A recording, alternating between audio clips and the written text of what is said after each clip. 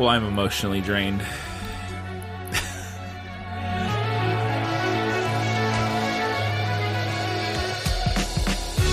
We just got back from Avengers Endgame.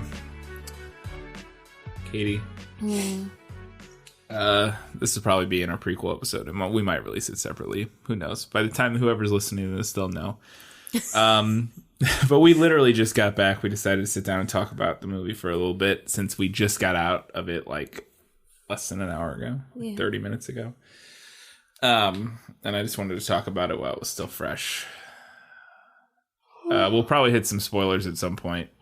Kind of impossible not to. I don't know how we to discuss some of this stuff that we liked or didn't like about the film. But before we get to spoilers, overall, I have to say I thoroughly enjoyed it. It was pretty much exactly what I hoped it would be. I think is maybe the best praise I can give it, in the sense of like it was exactly what I kind of hoped.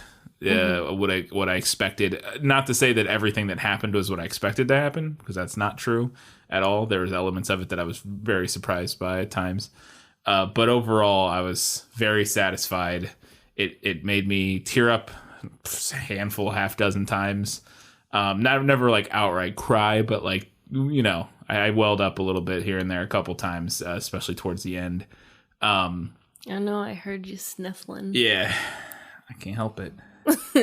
And it also gave me that very satisfying tight feeling in my chest when cool things happened several times, especially towards the end. It felt like a very adequate, more than adequate send-off for 10 years of those movies. A long time coming.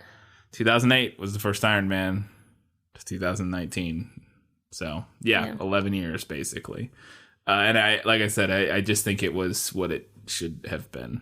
So, I have no real complaints in that regard. It's not like a perfect movie or anything. There were a couple little issues. Nothing is perfect. No, I mean, I think the biggest issues with it are like sort of generic, like plot related, like...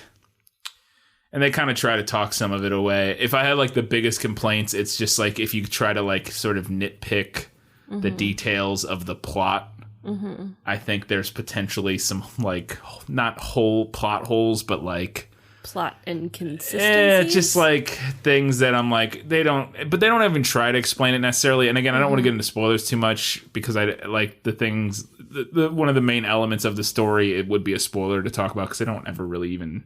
You can kind of guess what they're going to do in the movie, but it's not in any of the trailers. It's not like obvious, you know, what's going to happen in terms of like how they're going to try to fix things.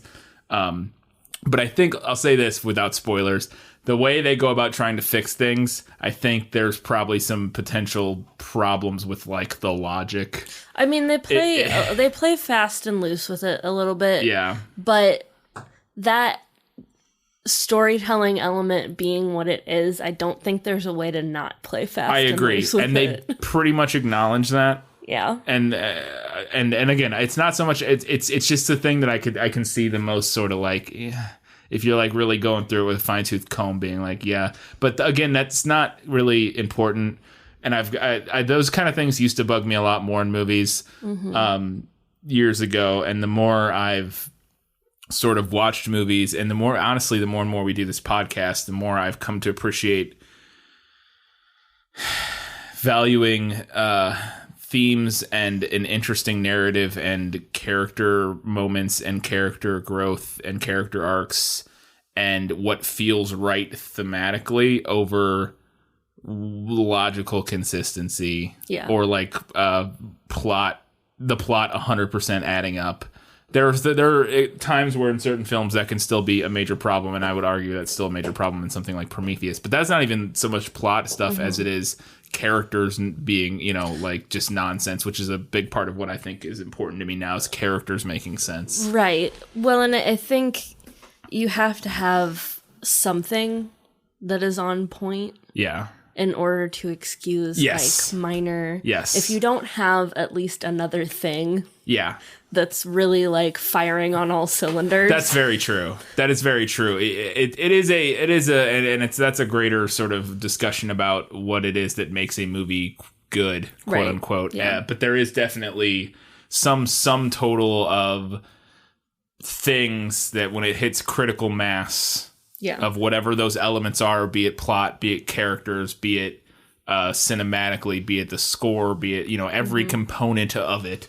Once enough of those are firing at a high enough level, it crosses that threshold to where you're like, yeah, I like this movie. Like, and any kind of things that we could nitpick at fall away, and it doesn't matter. It doesn't really matter. And then, I agree. And I think it's a disservice to...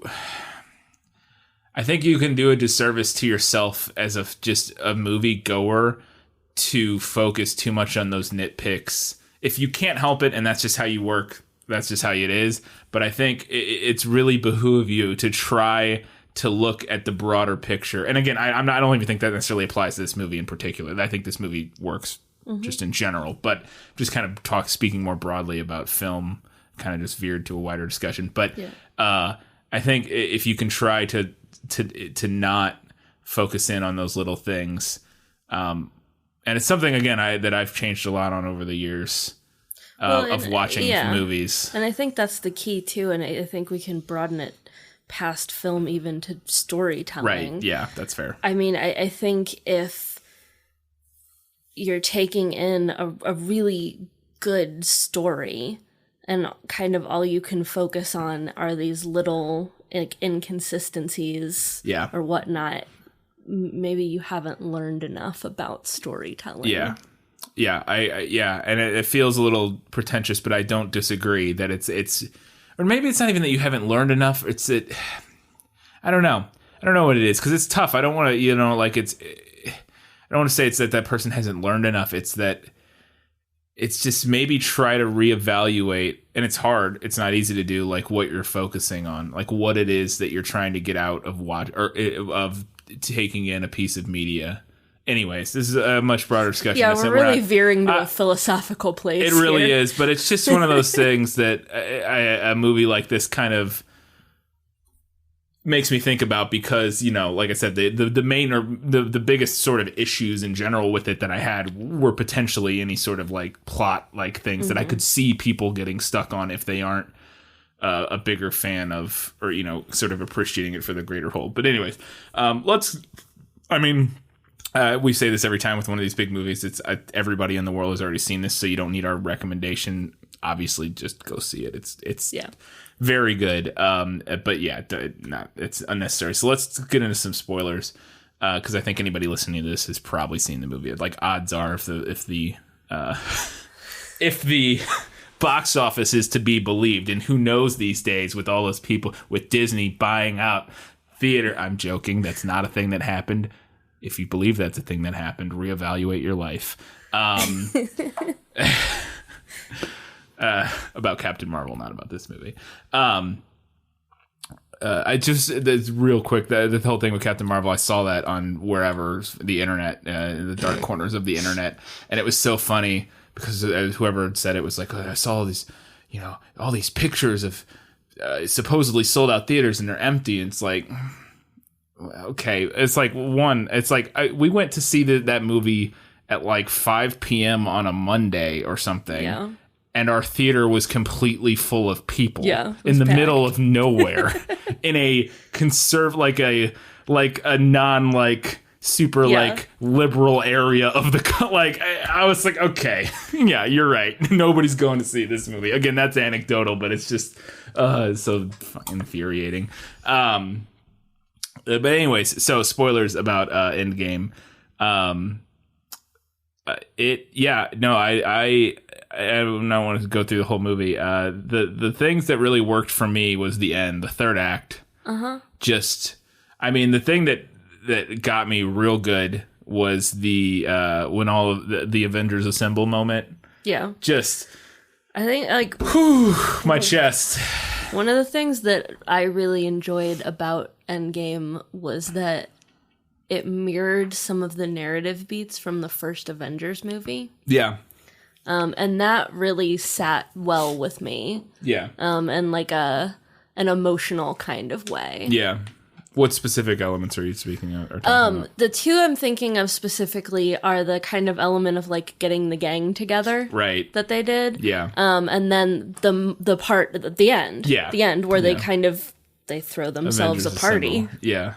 Yeah. No, that part at the end when they all come through the Doctor Strange portals and Cap says Avengers Assemble. No, I mean it's. Part of it helps is it's one of my favorite scores in movie history, that when the Avengers theme plays, no matter what is happening, I just am like, like it's so good.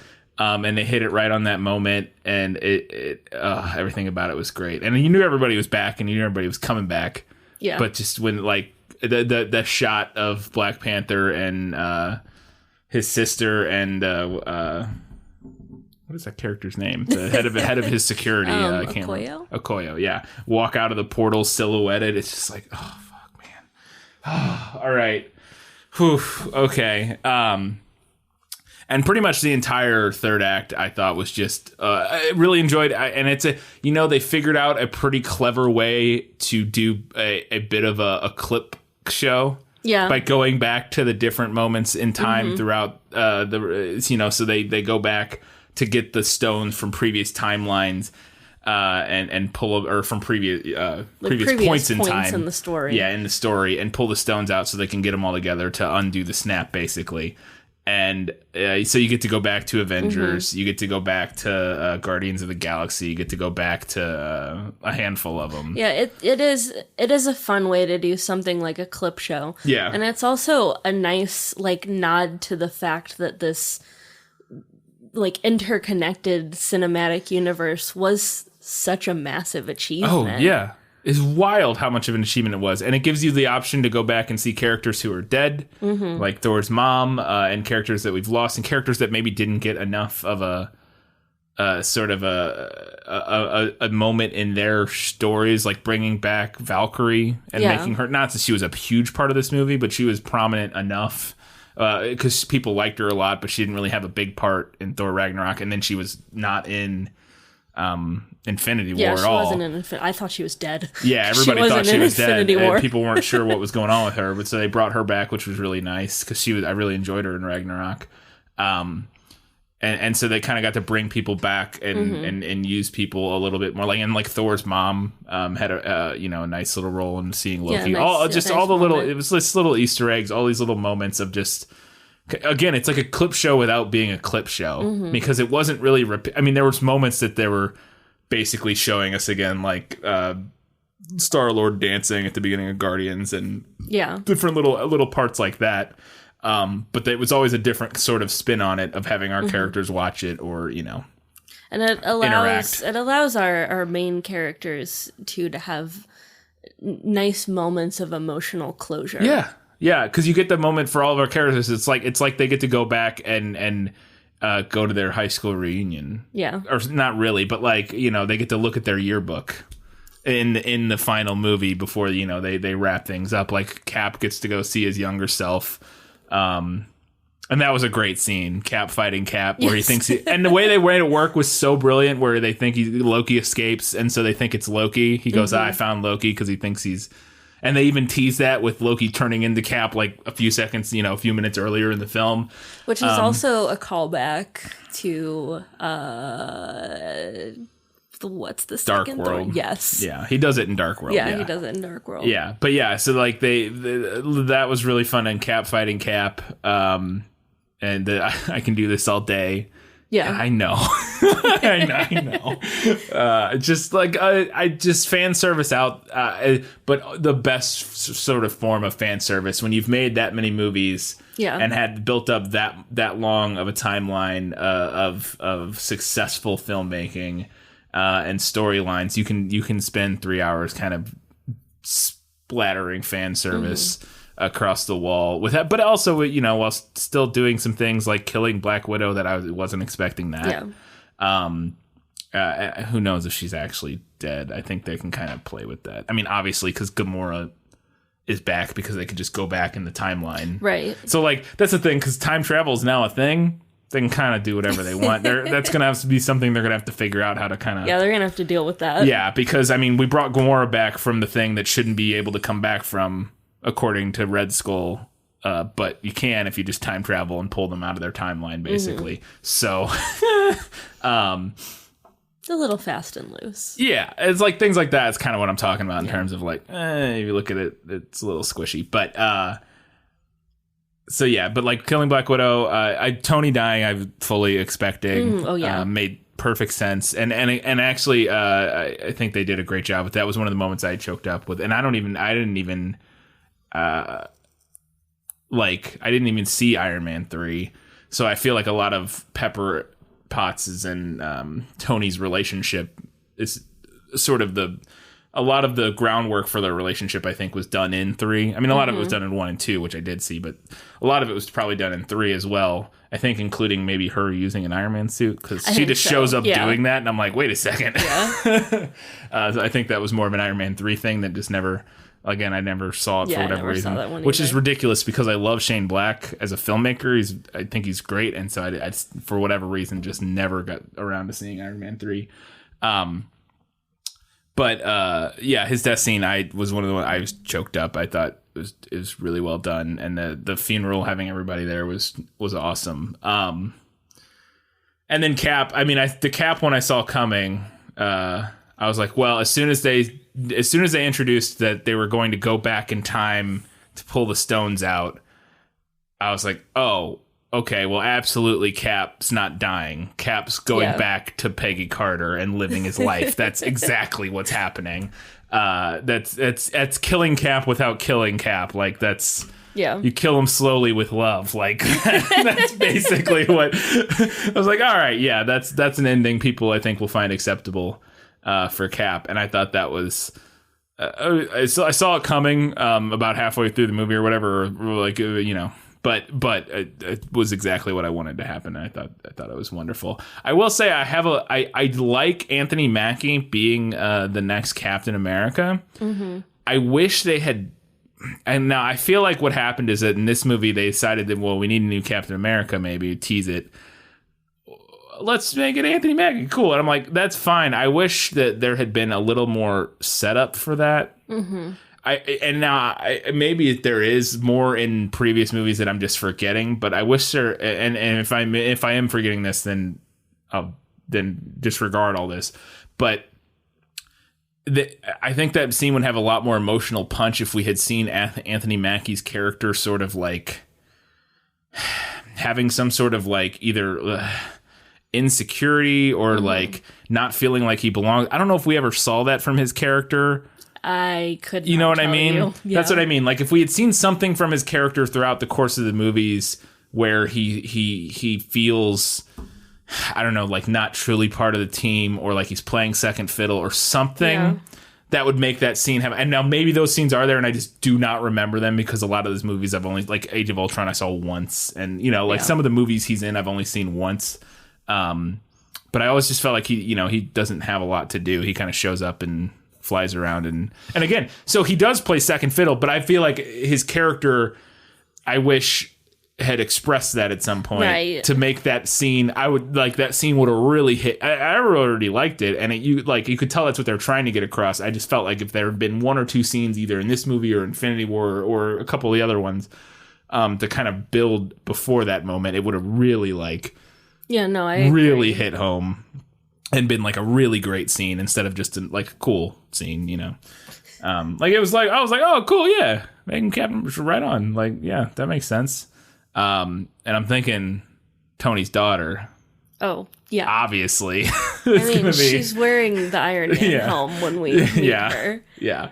Yeah. I was like, oh yeah, no, she's gonna be, yep. No, absolutely. And I was fully expecting Tony to die. Yeah. But as soon as they revealed that he had a kid, I was like, yep, goner. Yeah, super dead. Super duper dead. But the way they did it was really great, and I wasn't expecting it. I thought it was actually very clever that I should have seen it coming as soon as they put the stones in his glove. because that's how he's able to.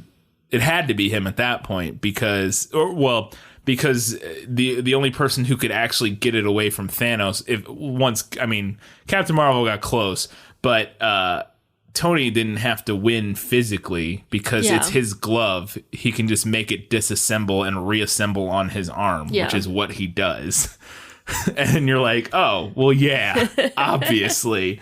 But I thought it was great when he, I am inevitable. I am Iron Man. I was like, oh, yep. All right. You got me. You got me, movie. He is Iron Man.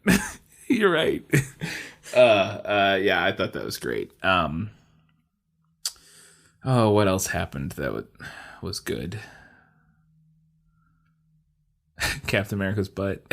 Oh, God love Captain America's butt. God bless it. Yeah.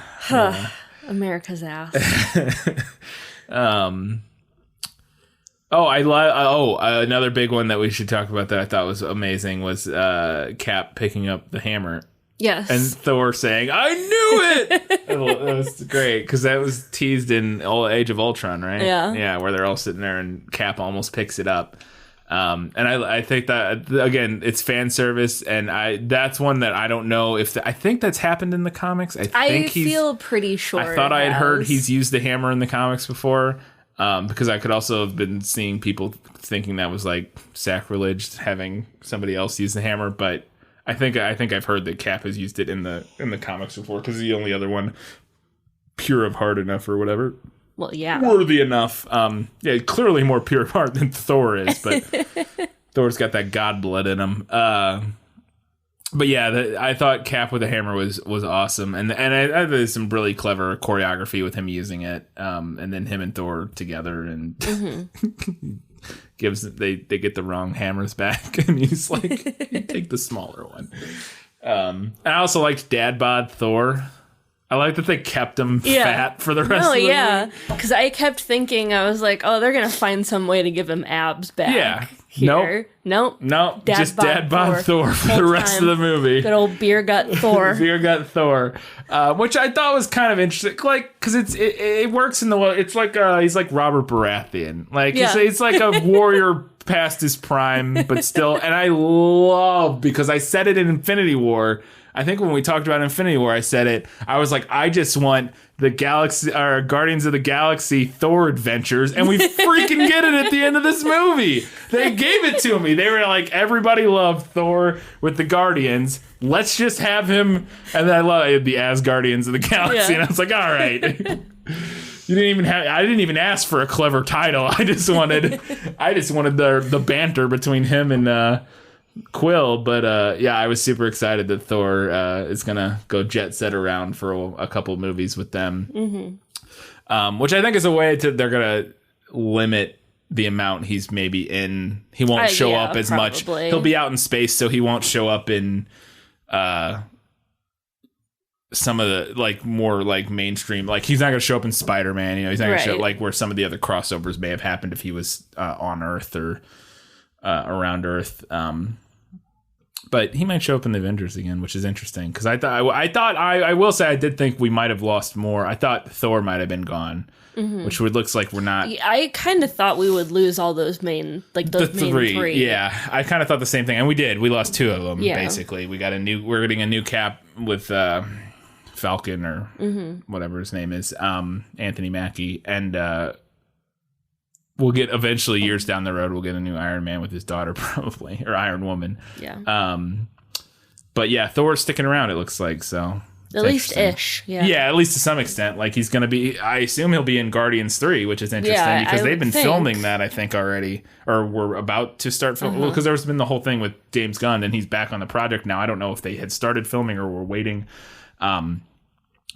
So I assume he's gonna be in Guardians 3. He would have to be with where the Guardians is going to pick up unless they find some way to unless write that away. I wouldn't think so. I think he'll be in Guardians 3. Yeah. Which will be interesting. Who knows how much longer he'll stick around as Thor, but it makes sense too with him being, he's a god. Doesn't really just kind of hangs out forever. He's 1,000 years old or whatever. So I hope he keeps the. You can't age him out to die. Like, That's I mean, true. you can because Odin got pretty old eventually, but like it just takes a very long time for that to happen, as opposed to like they would have to like find a way to accelerate his aging process. Yeah, Although time travel's a thing. Time travel is a thing, so who knows? But yeah. Oh, I was trying to think of if there's anything. I was not expecting, and I really enjoyed that they killed Thanos in like the first 10 minutes of the movie. Yeah, no, I was like, wait, what? I mean, obviously knew there was going to be some time travel involved, but I still wasn't expecting them to just show up and cut Thanos' head off in the first 20 minutes of the movie or whatever. I was like, whoa, that was cool. I wasn't expecting that. All right, let's see what happens now. Cool. Yeah, I thought that was fun. I did like the again, it didn't really have necessarily a setup, but I still enjoyed it. The female Avenger moment. Oh yeah, the little mini team up. The little mini team up where they're like, we'll get her there. And I'm like, I don't know if Captain Marvel needs your guys' help. I appreciate the sentiment. She can turn into like pure energy and fly through everything. Yeah. So I don't know if she really needs your help, but it's cool. I like it. I get it. I like that. I want that poster. Like, it's a cool moment, but I don't know if she really needs your help necessarily. But yeah, I thought that was fun. And I got to watch Homecoming. I still like the scenes with Spider-Man and Stark and Tony really worked for me, even having not seen Homecoming, because I think what's his name, the actor who plays Spider-Man, Peter Parker, Tom Holland. Tom Holland does such a good job playing like this like innocent like kid that like. It without even knowing their relationship really beyond whatever we saw in Civil War and then this movie or in Infinity War, I was like, yep. I was on board with their reunion, and like it hit me. It worked for me emotionally, even not having seen Homecoming, which is like that. Iron Man 3 and Homecoming are the only two I think I haven't seen, because we watched Ant-Man and the Wasp. Yeah. Those are the only two I haven't seen. I don't know if there's No, I think those are the only two I haven't seen. Yeah. Too. You know, I want to talk a little bit more about the fan service. Yeah. Because I think it kind of connects to like some of the more like philosophical issues we were talking about earlier. Yeah, go for it. That like, I feel like that's one of those things that people would potentially complain about. Oh, it would be a thing that idiots on the internet, and I say idiots. That's not fair necessarily, but yes, it would definitely be a thing people would complain about on the internet. But I think it's things like that where you really need to take that step back from how you're used to looking at things, because something like fan service doesn't have to be bad. Yeah. Like, it doesn't have to be this horrible sin of storytelling. No. It can work. Yeah. And I think it works in this movie. Oh, yeah. I think, like, all of it works. I don't think there's pretty much not a single moment that does it. Because it is. And a lot of it even feels like fan service. Like, you can even tell. Like, you feel like you're being somewhat... Pandered to? Yeah. But like you are, but like that's it's okay. Yeah. Like why do you think you don't deserve to be why do you think you don't deserve to enjoy things, people, sometimes? Yeah, you deserve fan service. You deserve for things you like to happen. Like, you have devoted a decade of your life to this experience, to watching these movies and to being invested in these characters and their stories and their interactions. Yeah. You deserve fan service. Yeah. And those characters deserve the people writing and portraying those characters deserve that. Like, absolutely. That's the thing. I like to admit, like, there's times during that movie where you could tell it was absolutely just as much fun, and I would have to imagine that when Chris Evans got to pick up Thor's hammer and swing it around, he was like, this is fucking awesome. like he just was like over the moon about it. And like there was a moment early in the film where it really felt like, and who knows, I don't know, you don't know any of these people, but where in the very early where Scarlett Johansson was talking about it was her and Cap sitting in the office talking, and she was like crying, talking about how they were everybody, all the Avengers were her family. And again, I fucking know Scarlett Johansson. I'm sure it's not. I'm sure she has a very rich life and friends and family. But like, I can't imagine working on those movies for that long with those people as much as you do, and not having a lot of what she's saying there ring very true with her and be coming from a very real place inside of her. You know what I mean? In terms of like, she's worked on those movies for not quite 10 years, but almost. Like she was in Iron Man 2, right? I think. Yeah, I think she was when she showed up. And that was like 2009 or 10 or something like that. So 8 years she's been in these movies. And yeah, so it's like, I feel like a lot of that is much for them. Because I mean, if you think about it, you know, it's like, it's easy to like dismiss celebrities and stuff because they're rich and whatever, living great lives. But like, if you think about like, if you work a normal job and you just like, you know, do a thing and you like, you grow and you do a thing to get, if you work at the same job for 10 years, and now again, they have other jobs and do work on other movies. If you work on a job for 10 years and you're spending a lot of time with the same people, after 10 years, you know, even just in a normal job where you're like in cubicles, you know, the people you work with tend to mean a lot to you. Some of them, not all of them, but some of them. And it's probably even completely different now. Take it to the realm of you're in a movie where you're spending 12 hours a day and you're sharing emotional moments and I mean, it is acting, but you're connecting with each other emotionally within the scenes to act and like. And I mean, even if you set aside the time, when it is an extraordinary amount of time, like a decade, that's a long time. Yeah. I used to do theater. I was just about to say, I don't even screw work. I've been in band or you know, bands or done like I did it.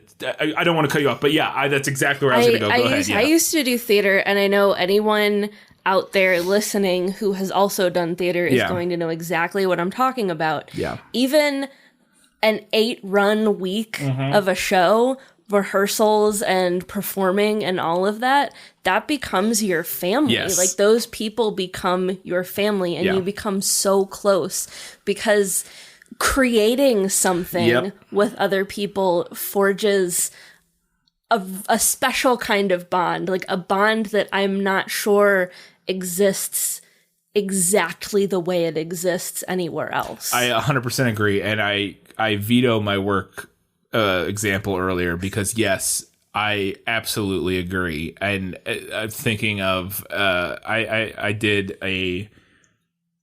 was in the pit.